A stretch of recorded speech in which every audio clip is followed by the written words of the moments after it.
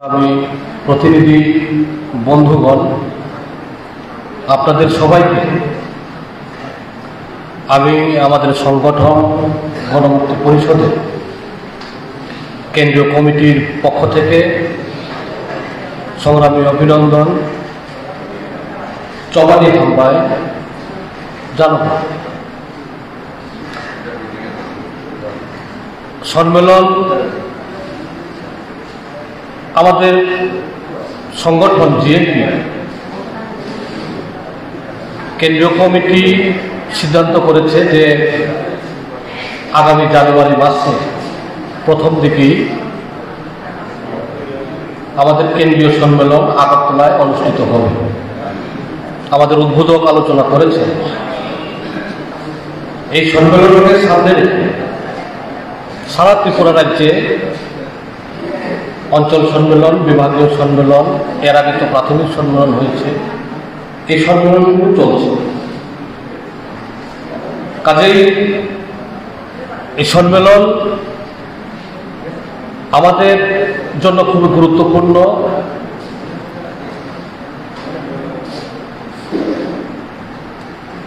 সংগঠন এবং রাজনীতি এই দুটি বিষয় সম্মেলনে সবচেয়ে আলোচনা হয়। বর্তমান পরিস্থিতিতে আমাদের যে লড়াই সংগ্রাম, কেন্দ্রে 2014 পরে নরেন্দ্র মোদীর সরকার, আমাদের ত্রিপুরা রাজ্যে 2018 পরে ত্রিপুরা রাজ্যের বিজেপি, আইপিএফটি এবং পরে ত্রিপুরামথার সরকার, 2021-এ এডিসি নির্বাচনে ত্রিপুরামথার সরকার, এই যে একদিকে দিল্লিতে বিজেপি আর আমাদের ত্রিপুরা রাজ্যে রাজ্য এবং এডিসিতে বিজেপি, আইপিএফটি, ত্রিপুরামথার যে গোট সরকার চলছে, তাতে আমাদের রাজ্যের মানুষের অভিজ্ঞতা কি? আমাদের রাজ্যের মানুষের অভিজ্ঞতা,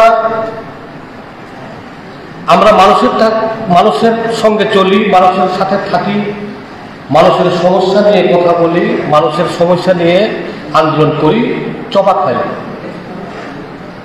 তাহলে আমরা মানুষের সমস্যা যে বাড়ছে এটা বুঝতে আমরা অসুবিধা হইতেছে না। সমস্যা প্রতিনিয়ত একটার পর একটা বাড়ছে। আমাদের কাছে এখন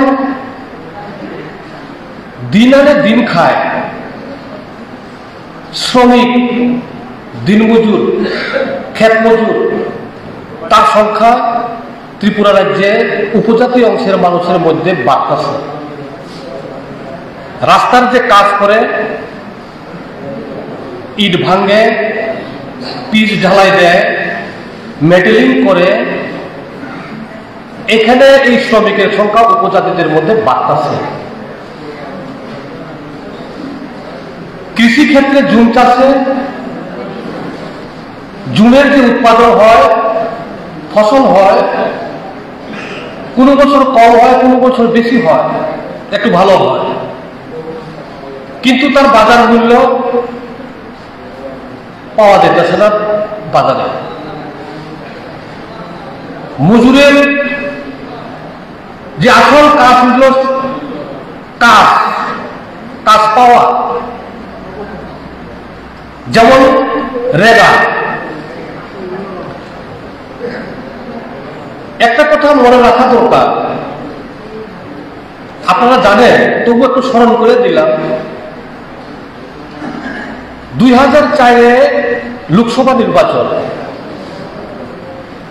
তাতে যে আসন হইল, না কংগ্রেস সরকার দেশে শাসন করতে পারবো, না বিজেপি সরকার দেশে শাসন করতে পারবো, না বামফ্রন্ট যা পাইল এমপি, তারা দেশে সরকার শাসন করতে পারবো। কেউই এককভাবে শাসন করার এরকম আসন সংখ্যা পায় নাই। ওই সময় বামফ্রন্ট সিপিআইএম তার কাছে একদিকে কংগ্রেসের থেকে প্রস্তাব আইছে, চলো আমরা মিল্লা কংগ্রেস এবং বামফ্রন্ট মিলে একটা সরকার করি দেশে। আবার বিজেপির থেকেও একটা প্রপোজাল আছে বামপন্থীর থেকে, আমরা চলো বিজেপি বামপন্থী মিলে একটা দেশে সরকার করি। তখন বামপন্থীরা চিন্তা করলো কার লগে গেলে দেশের মানুষের স্বার্থ রক্ষা হইব, বিশেষ করে গরিব, মজুর, শ্রমিক, যুবক, ছাত্র, ট্রাইবেল, দলিত, এই অংশের মানুষের স্বার্থ কার লগে গেলে রক্ষা হইব। তার ব্যাকগ্রাউন্ড কি? দুজনই বর্জুয়া পায়। বর্জুয়া মানে বড় লোক, কোম্পানি, বড় বড় কোম্পানির মালিক, কোটিপতি, কারখানার মালিক, ব্যবসা করে, তারা মানুষের শোষণ করে। তারা সাথে কংগ্রেসও কাজ করে, বিজেপিও কাজ করে। কিন্তু বামফ্রন্ট চিন্তা করছে দুটোই বর্জুয়া পার্টি, দুটোই বড় লোকের দল, কিন্তু একটা বেশি খারাপ হলো বিজেপি। যেহেতু বিজেপি এমন একটা রাষ্ট্র করতে চায়, তারা এখানে দলিত থাকতে পারতো না, এই দেশে তার রেশন কার্ড থাকতো না, ট্রাইবেল আদিবাসী তার রেশন কার্ড থাকতো না, তার ভোটার কার্ড থাকতো, ভোটার আইডি কার্ড থাকতো না, তার চাকমা ভাষা কথা বলার অধিকার থাকতো না, অপরক ভাষায় কথা বলার অধিকার থাকতো না, মগ ভাষায় কথা বলার অধিকার থাকতো না। এরকম একটা সরকার প্রতিষ্ঠা করতে চায় আরএসএস বিজেপি। তাইলে আরএসএস বিজেপি থেকে কংগ্রেস একটু যেহেতু ভালো, এই জিনিসটাতে একটু নরম, তাইলে পরে আপাতত দেশের জনগণের স্বার্থে আমরা কংগ্রেসকে সমর্থন করবো, এই সিদ্ধান্ত নেই। কিন্তু ওই সময় আমাদের পার্টির জেনারেল সেক্রেটারি তপনাস্ত্র প্রকাশ করে, ওই সময় সিদ্ধান্ত হয় যে আমরা কংগ্রেসে যাইব, কিন্তু কংগ্রেসের লোকের সরকার হইব, কিন্তু সোনিয়া গান্ধীরে কওয়া হয়েছে আমাদের কয়েকটা শর্ত আছে, এই শর্ত আপনাদের মানতে হইব। কি শর্ত? এই যদি শর্ত আছে কয়েকটা, এই শর্ত আপনার মানতে হইব। এই শর্ত যদি আপনি মানেন, তাইলে আমরা বাইরের থেকে সমর্থন আপনারা করবো। আপনারা প্রধানমন্ত্রী হন, আপনারা মন্ত্রী হন, আপনারা সরকার চালান, আমাদের মন্ত্রী হওয়ার দরকার নাই, প্রধানমন্ত্রী হওয়ার দরকার নাই। কিন্তু দেশের জনগণের, গরিব মানুষের স্বার্থে কয়েকটা শর্ত আছে, এই শর্ত আপনাদের মানতে হইব। কি শর্ত এটা? এইটা শর্ত হইল শ্রমিক, দিনমজুর, ক্ষেত মজুর, দিন আনে দিন খায়, তার লেখা একটা আইন করতে হইব 365 দিনে 1 বছর। এই 365 দিনের মধ্যে কমসে কম 100 দিনের কাজে যাতে এই গরিবরা পায়, পঞ্চায়েত দিতে বাধ্য হয়, ব্লক দিতে বাধ্য হয়, এডিসি দিতে বাধ্য হয়, এটার লেগে একটা রাইডার খাইদি, আইন খাইদি, আইন করতেই। এর আগে দেশের কোনো আইন নাই, দেশের গরিব মানুষ কাজ পাওয়ার কোনো আইন নাই, বিধি নাই, তৈরি হয়েছে না। 1947 সালে দেশ স্বাধীন হয়েছে, 2004 পর্যন্ত এরকম কোনো আইন নাই। ওই বামফ্রন্ট যদি কইছে তুমি যদি এটা আইন করো, তাইলে আমি তোমার সমর্থন করবো, তুমি প্রধানমন্ত্রী হও, তুমি মন্ত্রীগিরি করো, তুমি গাড়ি ঘোড়া চালাও, কিন্তু এই শর্ত তোমার মানতে হইব। বলেন রাজি কিনা? সোনিয়া গান্ধী তখন দেখছে তারা তো সরকার চালাইবার লেগা, ক্ষমতা আইবার লেগা তারা তো একবারে পাগল, তারা রাজি হয়েছে বাধ্যতামূলক। এর মানে এই না কংগ্রেস অন্তর দিয়া রেগার কাজ চালু করছে। এখন বড় বড় কথা কয় কয়েকজন, অন্তর দিয়ে চালু করেন না, এখানে তো একবারে জওহরলাল নেহরুর আমল থেকে ইন্দিরা গান্ধী, রাজীব গান্ধী, অনেক কংগ্রেসের সরকার চলছে, তখন তো আইন হইল না। কিন্তু এখন বাধ্য হয়েছে ঠেক্কা বৈরাগী বামফ্রন্টের সমর্থন ছাড়া সরকার চালাইতে পারতো না, এই লিগের ঠেক্কা রেগার কাজ চালু হয়েছে। রেগার কাজ চালু করতে বিজেপিকে ভালোবাসে এমন না, তখন বিজেপি দেশের মধ্যে বিরোধী দল, কিন্তু বিজেপি এটার বিরোধিতা করছে। রেগার কাজ চালু না হইলে ভালো বিজেপি, কারণ হে বড় লোকের দল। এই রেগার কাজ চালু হইল ভারতবর্ষের মধ্যে যেখানে যেখানে বামফ্রন্ট সরকার রাজ্যে আছে, এই রাজ্যে প্রচুর পরিমাণে কাজ দেবার লেগে কার্যক্রম হইল। আমাদের রাজ্যে তখন বামফ্রন্ট সরকার 100 দিনের কাজ, ভিলেজ কমিটিতে তো 150 দিন, 160 দিনের কাজ হইতো 365 দিনে। একদিকে এডিসির টাকা, একদিকে রাজ্য সরকারের টাকা, দুটোটা মিল্লা 160 দিনের কাজ হইত। আর গ্রাম পঞ্চায়েতে ব্লকের মধ্য দিয়ে আরডি ডিপার্টমেন্ট থেকে এখানে 100 দিন, 99 দিন, 98 দিন, কোনো কোনো জায়গায় 102 দিন এরকম কাম হইত। 2014 পরে রেগার কাজের বরাদ্দ বাজেটে প্রতি বছর নরেন্দ্র মোদী কমাইতেছে, নরেন্দ্র মোদী দেশের প্রধানমন্ত্রী হওয়ার পর। কেন? এ চায় না গরিব মানুষের হাতে টাকা যাক, এ চায় না গরিব মানুষ রোজগার করুক, এ চায় না গরিব মানুষের কাছে শিক্ষা পৌঁছা, এ চায় না গরিব মানুষ কাজ পাক। এই কাজ তারা বন্ধ করবার লেগা নরেন্দ্র মোদীর সরকার একবারে চাবি টাইট করতে করতে করতে করতে এখন রেগার কাজের বরাদ্দ সব থেকে কম এই 2024-25 অর্থ বছরে। 2005 থেকে শুরু হয়েছে আইন, সব থেকে টাকার বরাদ্দ কম এইবার এই বছরে। মজুরি রেগা কাজ করলেও টাকা সময় মতো পায়। তাহলে এটা আমাদের বুঝতে হইব যে আরএসএস বিজেপির সরকার গরিব মানুষ কাজ পাক, গরিব মানুষের কাছে অর্থ আসুক, এটা তারা চায় না। টাকা তো গাছের পাতা না, যেমনি লাড়া দিলে পড়বো, বাতাস দিলে পড়বো গাছের পাতা।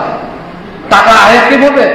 টাকা আয়ে কাজের মধ্য দিয়া, এটা রেগার কাজ হোক, এটা চাকরি হোক, এটা দোকানদারি কইরা হোক, এটা অটো ড্রাইভার, টমটম ড্রাইভার চালাইয়া হোক, এটা গাড়ির ড্রাইভার চালাইয়া হোক, এটা যে কোনো কাজ। কাজ ছাড়া তো টাকা আমার পকেটে কোনো পথ নাই, সমস্ত কাজ বন্ধ করে দিতেছে। চাকরি ট্রাইবেলের সারা দেশের মধ্যে যে কেন্দ্রের যে সরকারের চাকরি, উচ্চ পদের যে আমাদের যে রিজার্ভেশন, 8.9% রিজার্ভেশন থাকার কথা দেশে ট্রাইবেলের চাকরির ক্ষেত্রে, তারা মাত্র 2% রিজার্ভেশন মান্যতা দেয়। 100 জনের মধ্যে 2 জন চাকরি দেয়। অথচ আমাদের দেশে ভারতবর্ষে 9%, 2011 যে আদমশুমারি 9% লোক আমাদের ভারতবর্ষের আদিবাসী অংশের মানুষ, 10 কোটির উপরে। এখন যদি সেন্সাস হয় আগামী বছর, তাহলে তো আরো বাড়বো, স্বাভাবিক পাবে। তাহলে চাকরি কই? আমাদের রাজ্যেও এরকম চাকরি নাই, চাকরি কিছু নেই, চাকরি নেই, ট্রাইবেল রিজার্ভেশন তো দূরে থাক।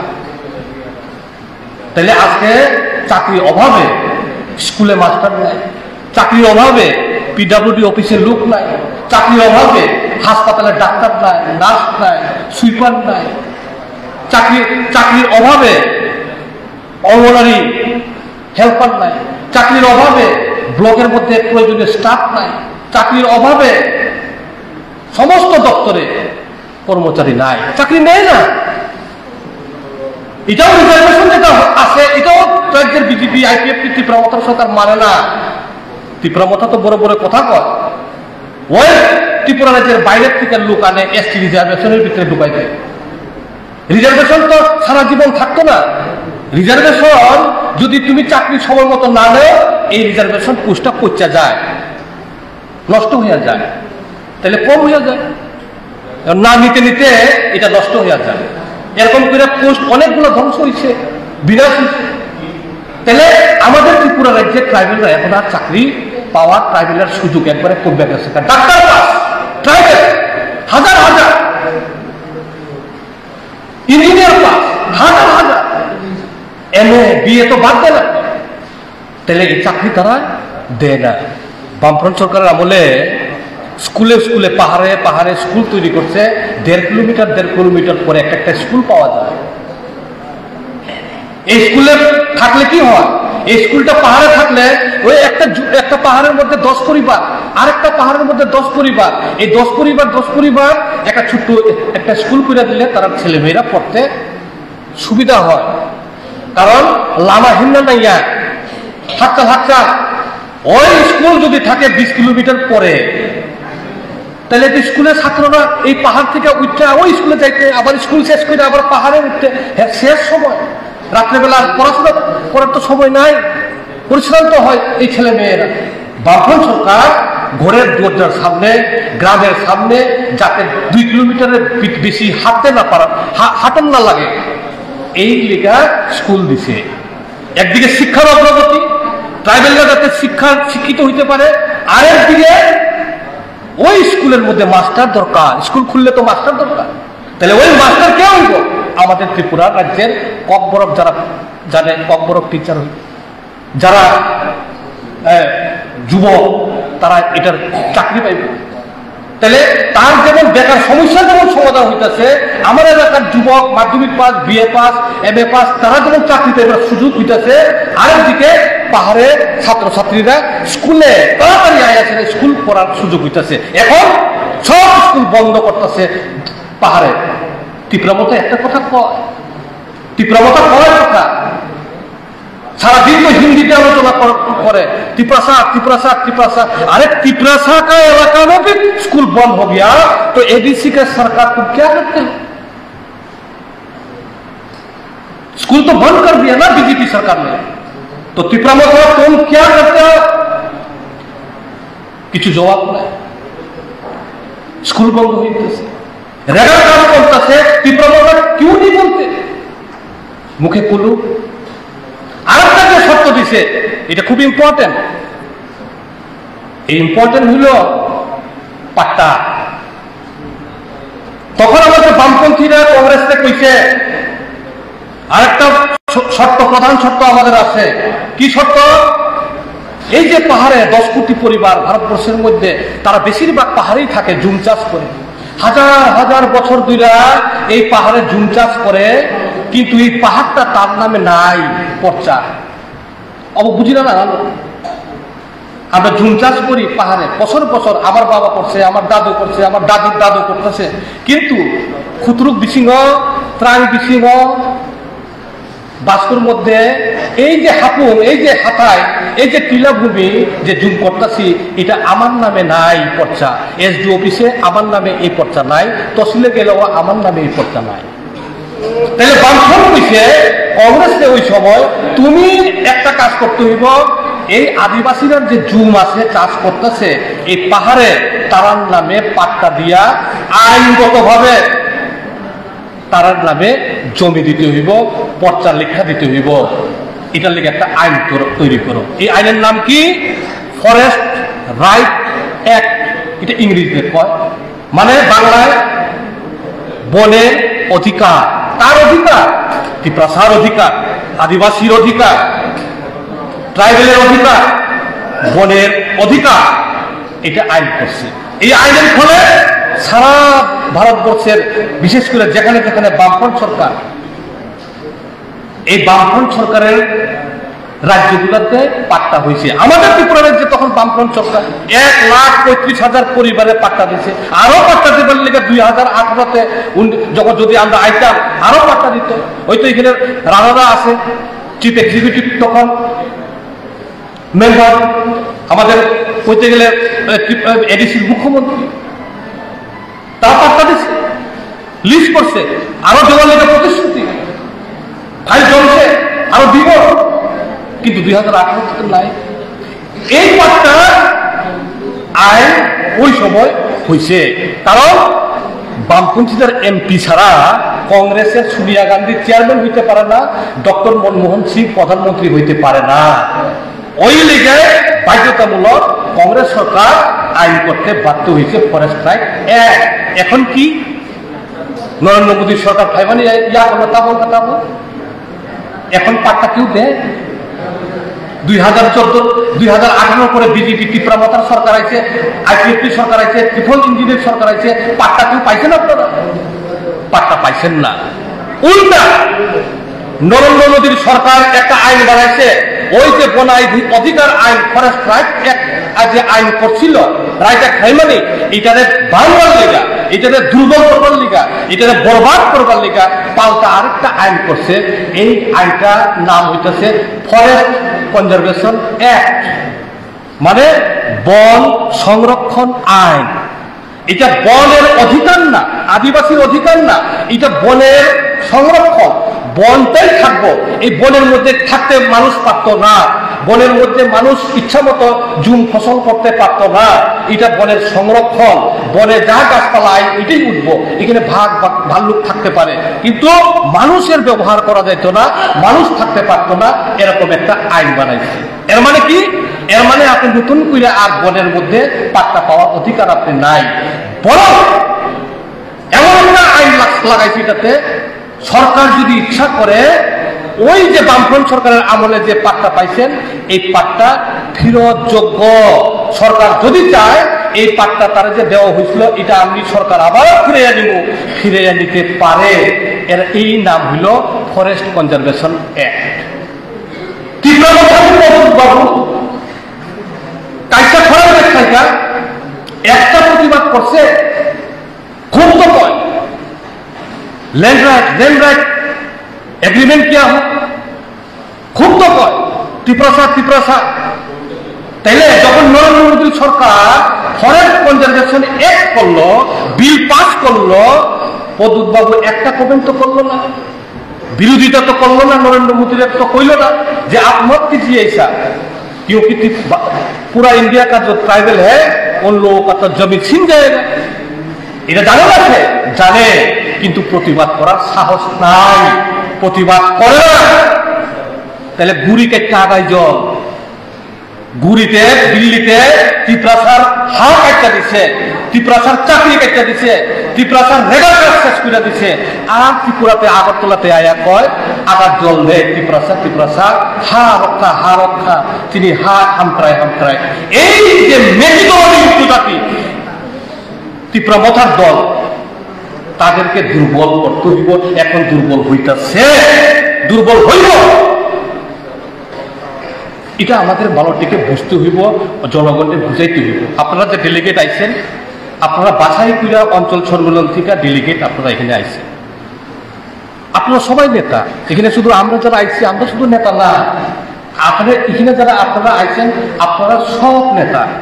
এই নেতার কাজ এখানে যে আলোচনা হইতেছে, এই আলোচনাগুলো পাড়ায় নিয়ে যাও, মানুষের কাছে নিয়ে যাও। মানুষ এখন খুব সমস্যায় আছে, এই সমস্যা নিয়ে আন্দোলন সংগঠিত করা।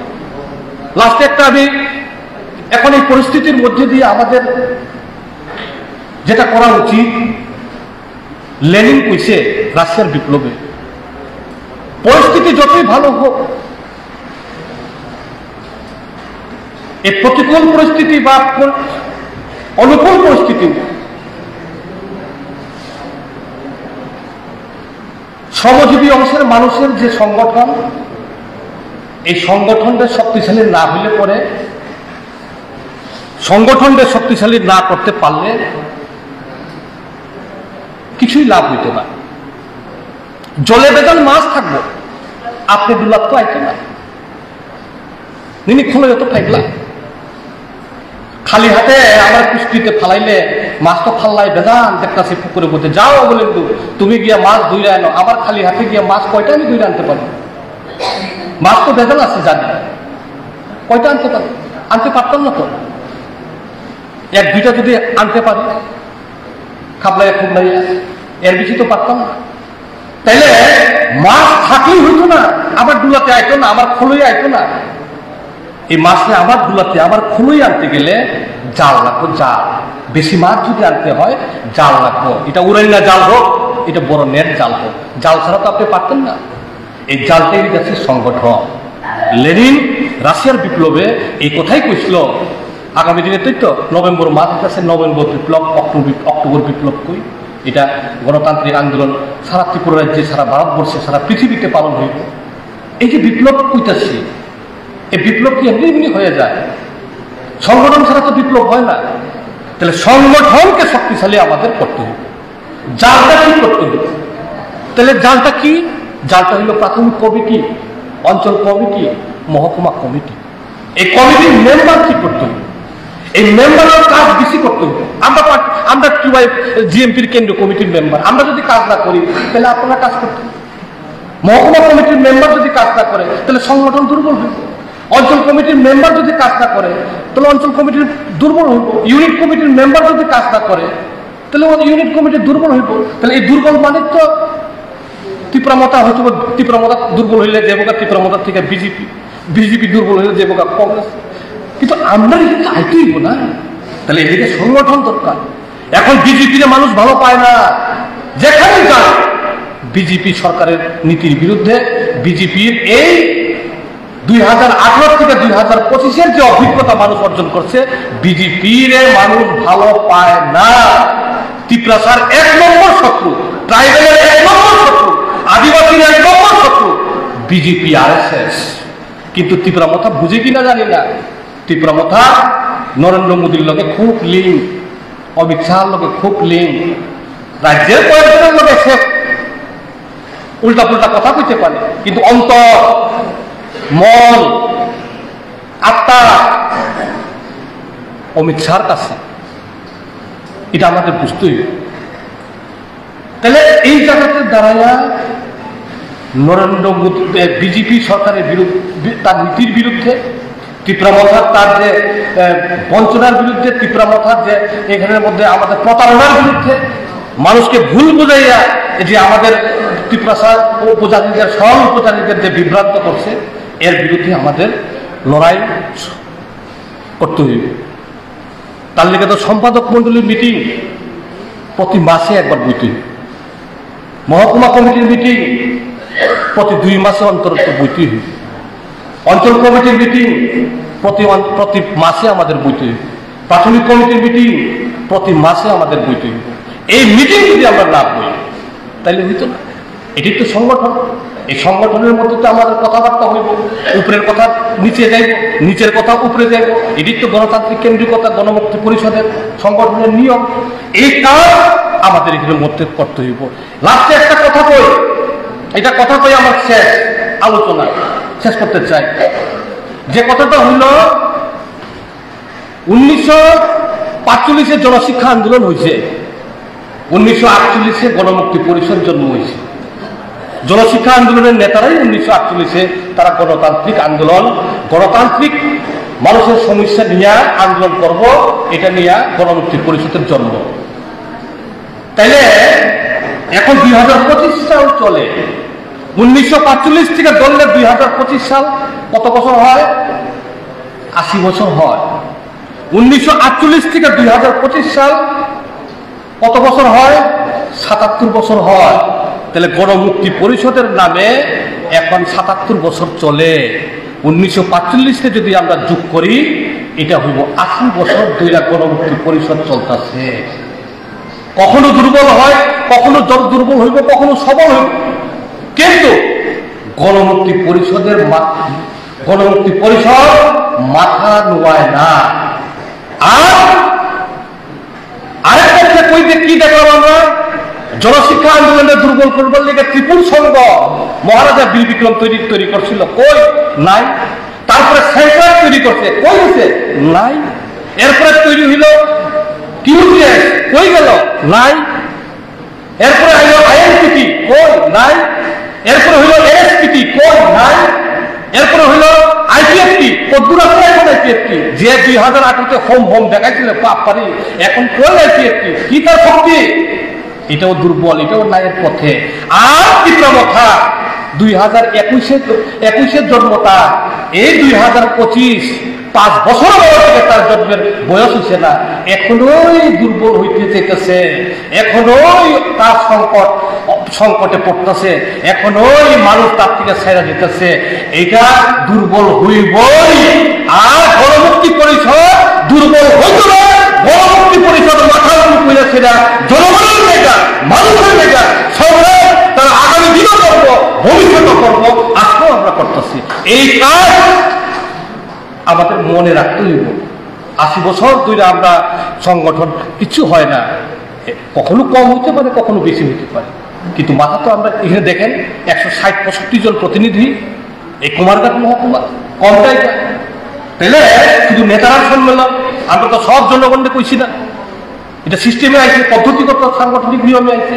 তাইলে এখনো তো আমরা এরকম অবস্থা, আগামী দিনে আরো বড় জায়গাতে আমার বড় আরো বেশি মানুষদের নিয়ে আমাদের সংগ্রাম বাড়াইতে হইব। এবং আমি বিশ্বাস করি সারা রাজ্যে যেভাবে গণমুক্তি পরিষদের সংগঠন যেভাবে শক্তিশালী হইতেছে, আবার নিজের শক্তিকে অর্জন করতেছে, কুমারঘাট এর থেকে পিছিয়ে পড়তো না। আগামী দিন কুমারঘাট আগামী দিন লড়াই করবো, এডিসি নির্বাচন, আগামী বিধানসভা নির্বাচনের জন্য প্রস্তুত থাকবো, এই আশা এবং আবেদন রেখা সবাইকে সংগ্রামে অভিনন্দন জানাইয়া আমার আলোচনা শেষ করলাম। ইনকলাব জিন্দাবাদ, জিএমপি জিন্দাবাদ।